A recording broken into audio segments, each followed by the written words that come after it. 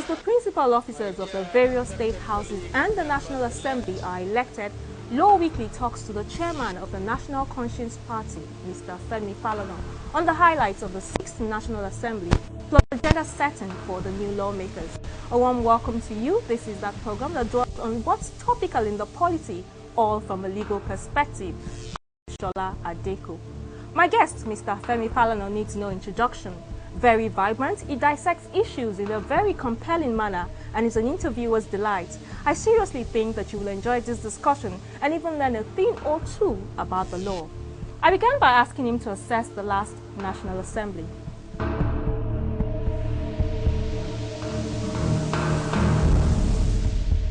I think the last National Assembly was a complete house of controversy. There were many efforts, many attempts. Well, indeed,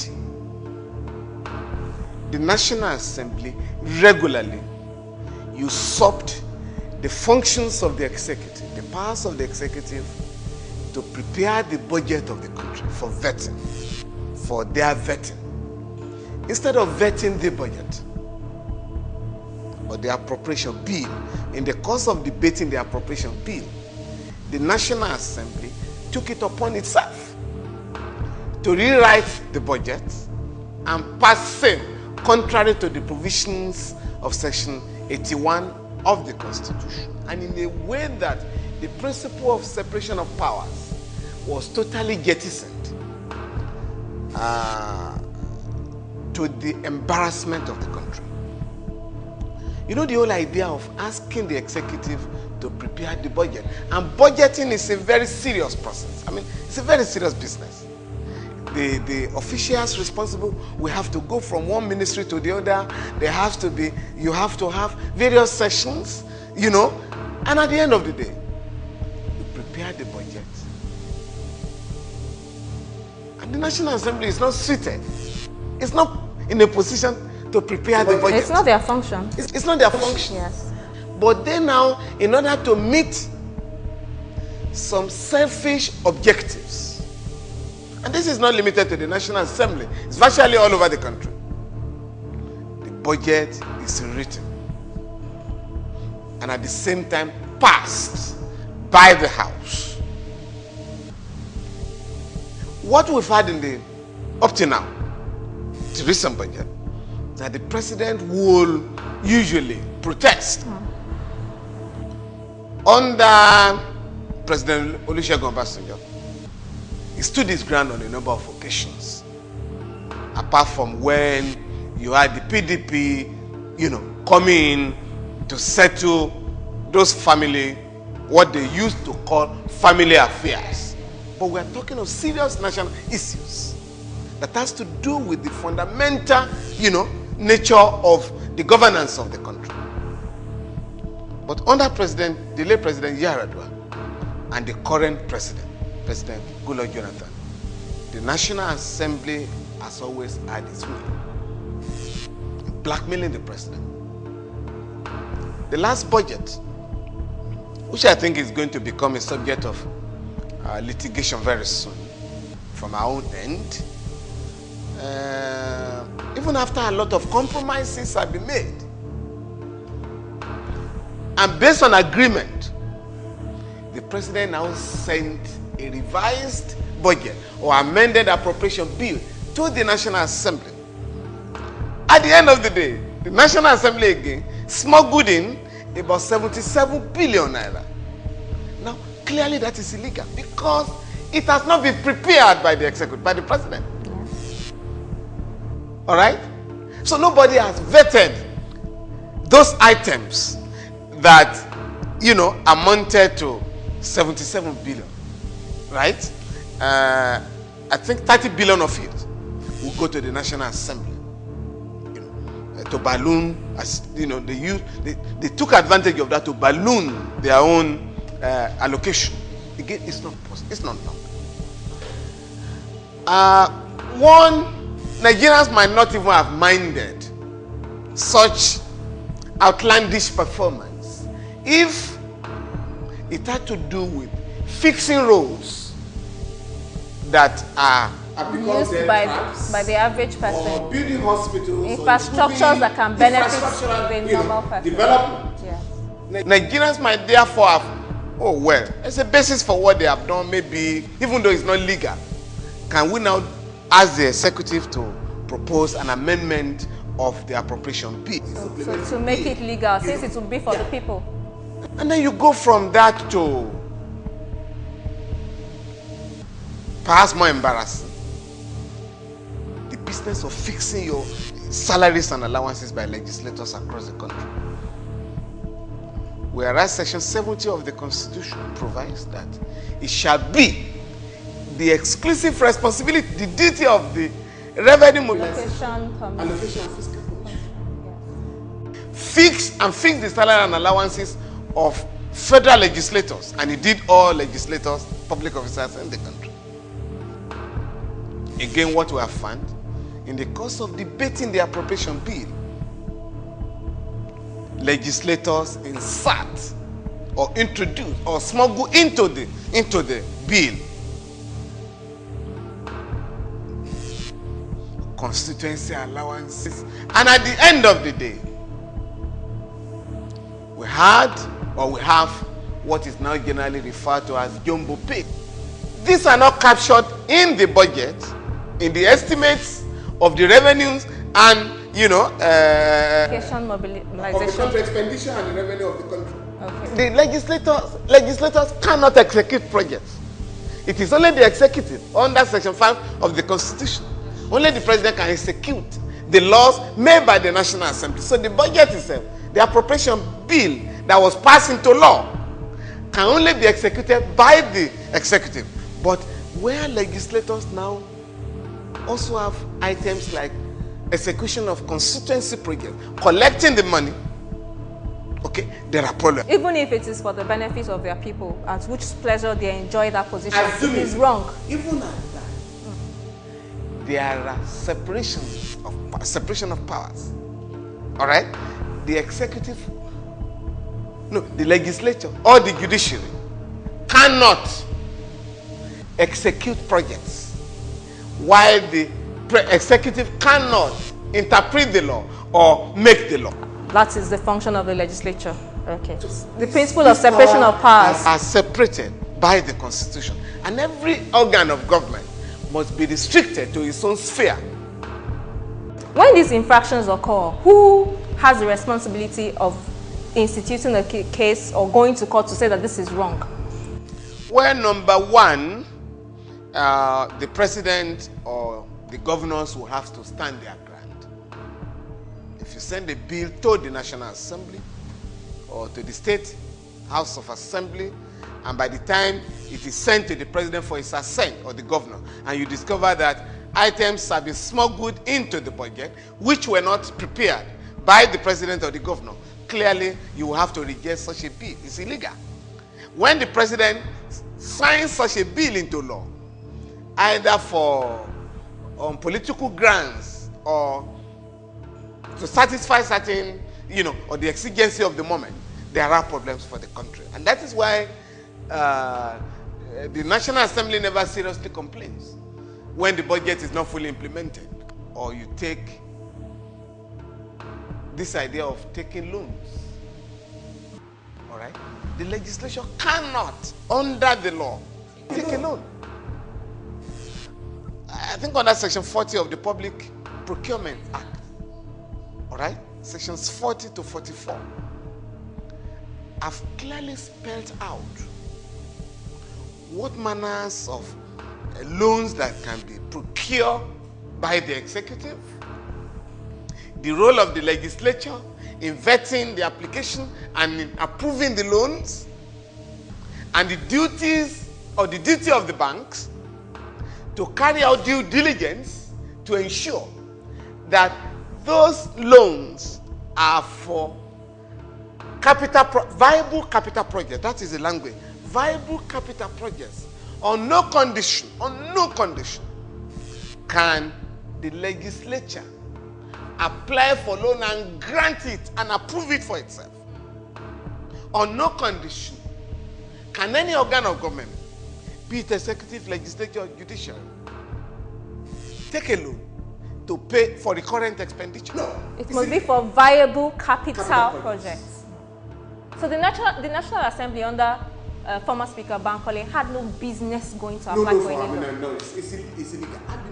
What about the banks? Do they have any liability here? Of course, the law says, the bank must carry out due diligence, and due diligence will require knowing the position of the law, whether this loan, when it's applied by government, whether it is granted, whether it can be granted, and the purpose for which it is meant.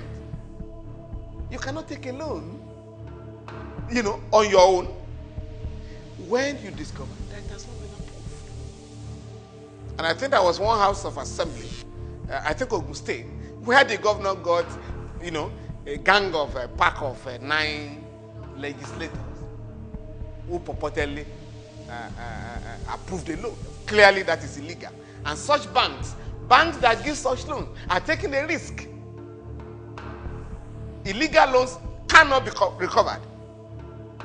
For some of those banks, I think these are what may be classified as bad loans. Wow. If the government doesn't want to pay, there's nothing you can do. Because they should have known in the first place that 9 people cannot approve. 9 people out of a 26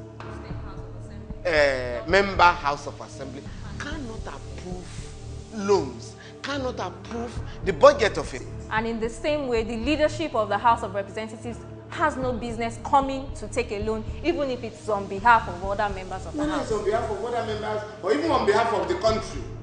Even on behalf of the country. No, you cannot, because once you do that, you make a mockery of the essence of the presidential system of government, which is about checks and balances. That is not to say, however,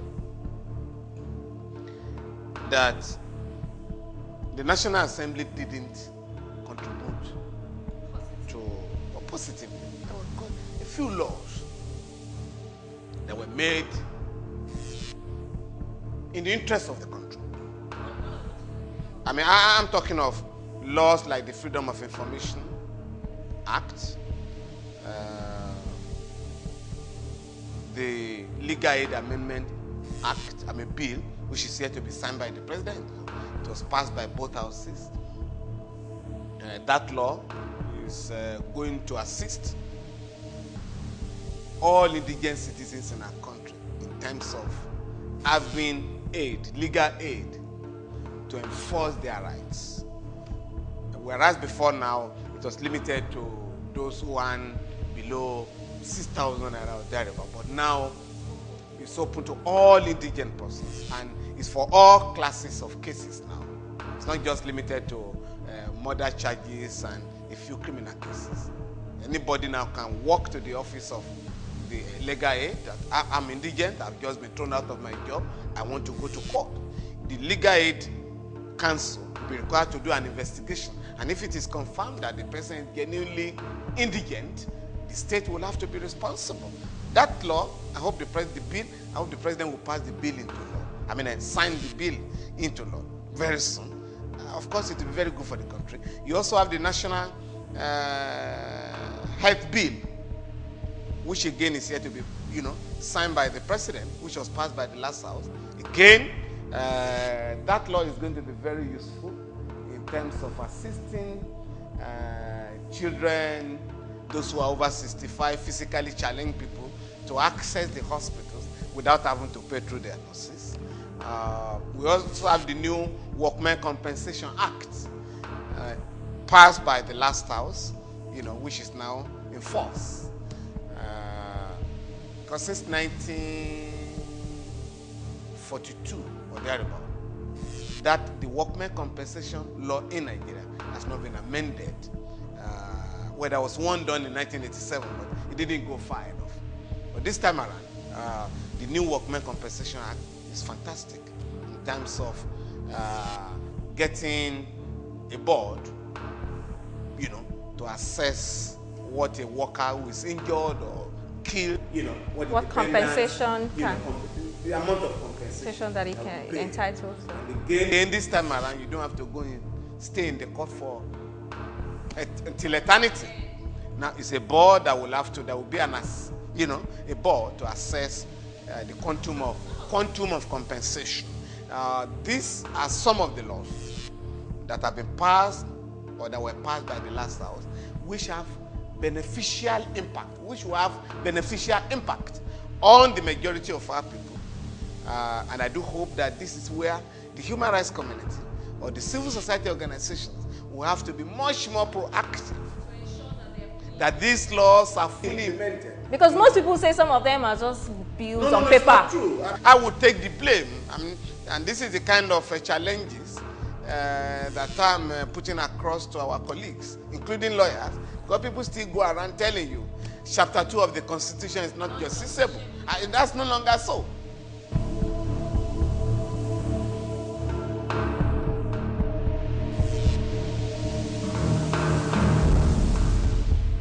A short break now. When we come back, it will be time to set an agenda for the lawmakers. It's 30 minutes of creativity, exhibitions, the usual, and the bizarre.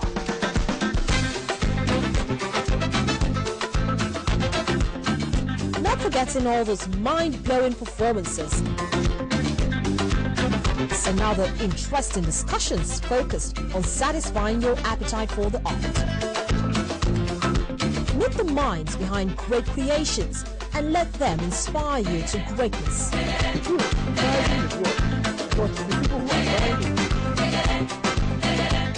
Watch Art House on Saturday, 9:30 p.m. and it will be broadcast on Monday, 12:30 p.m.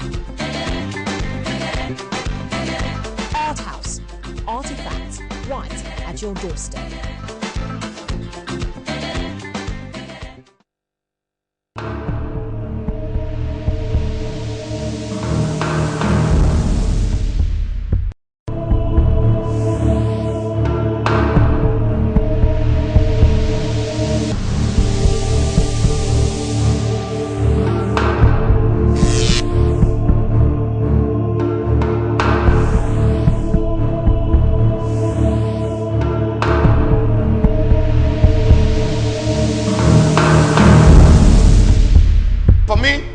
Painful bill that the National Assembly did not pass,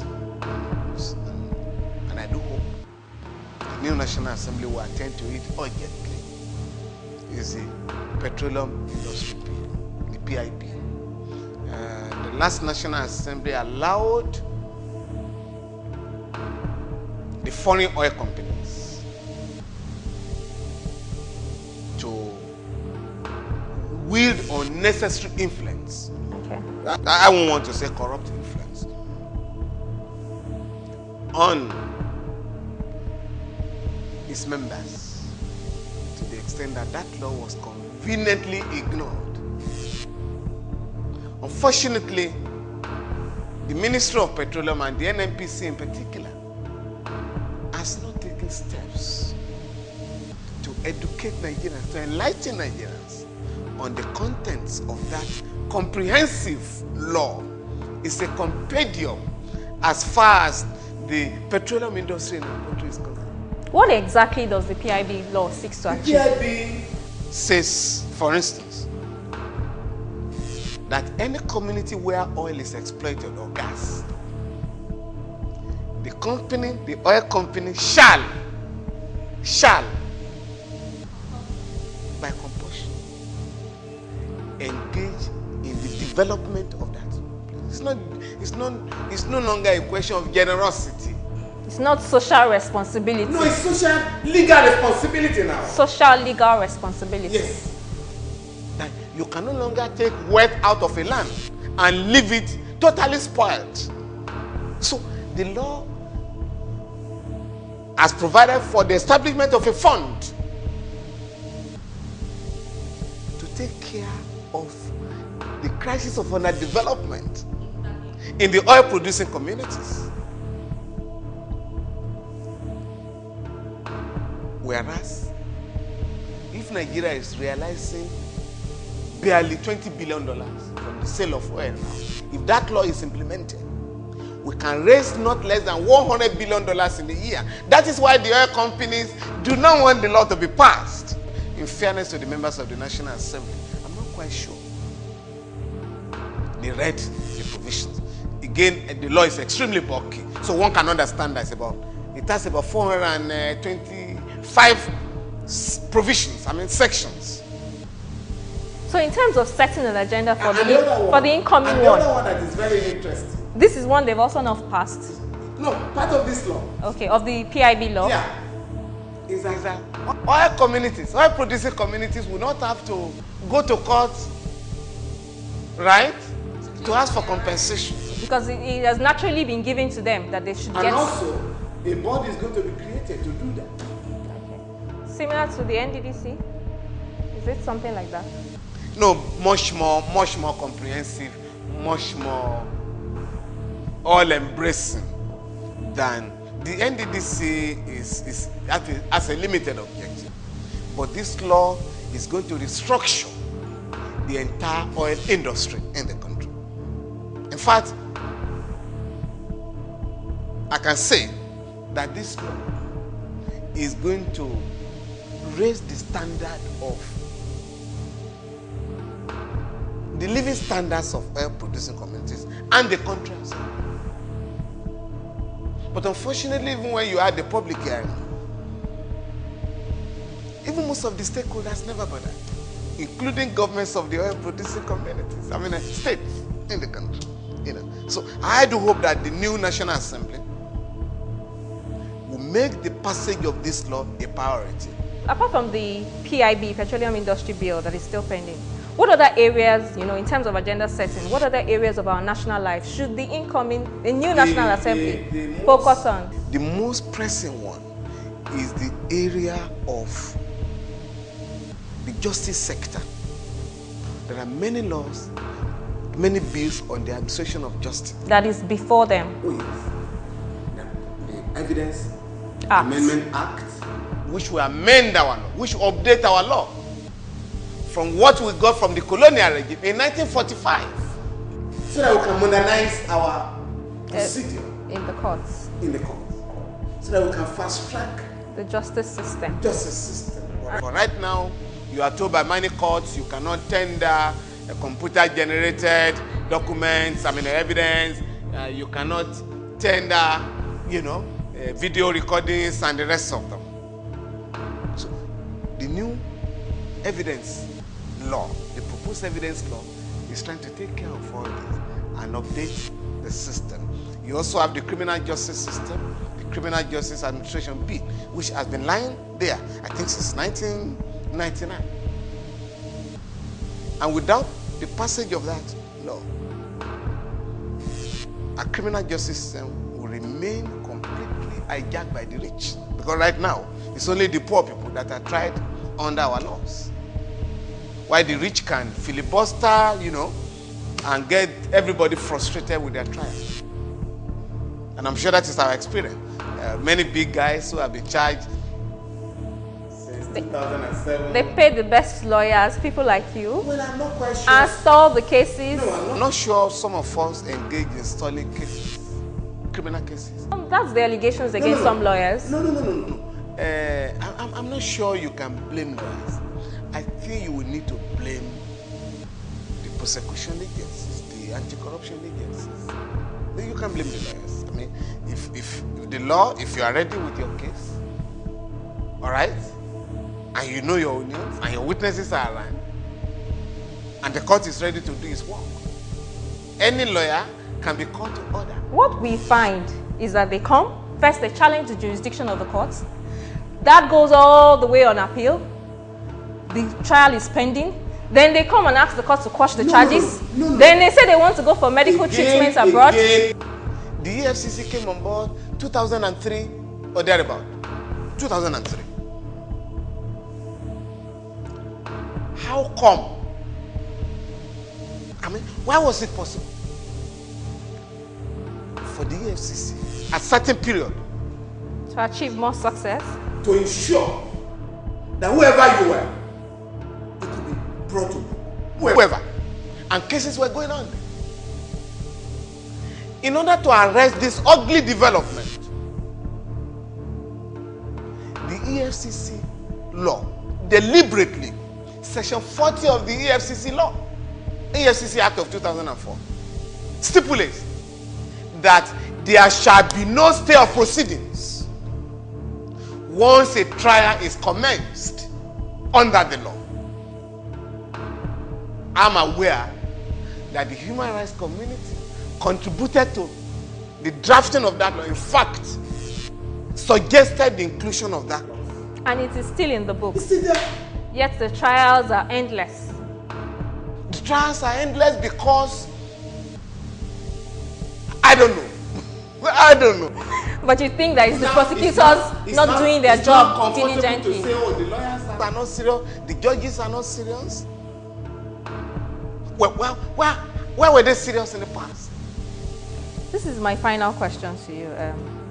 The president of the NBA, when they went on a meeting with the president, appointed an honorary advisor to the president. It has created some divisions, with some of your colleagues saying he should reject it and some saying, oh, it's good. I don't know. Where do you stand? Mr.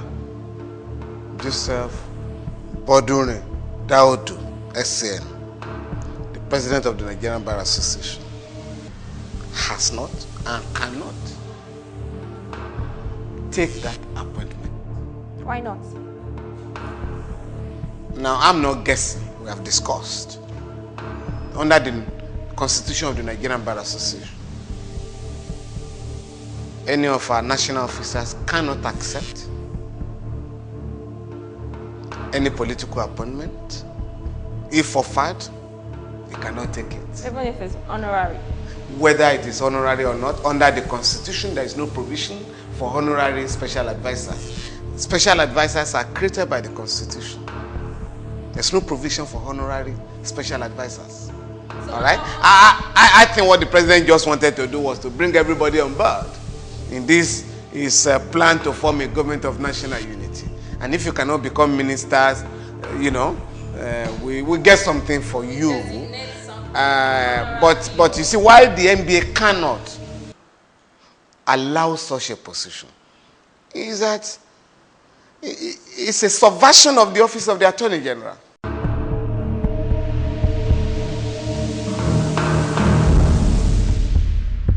That's the program this week. Thank you for staying tuned. Feel free to write in to agree or disagree with any of the comments made by Mr. Femi Falana. You could also set your agenda for the lawmakers. The email address is lawweekly@channelstv.com. You could also check us out on Facebook, Law Weekly on Channels TV, and follow me, Shola Girl, on Twitter. See you next week.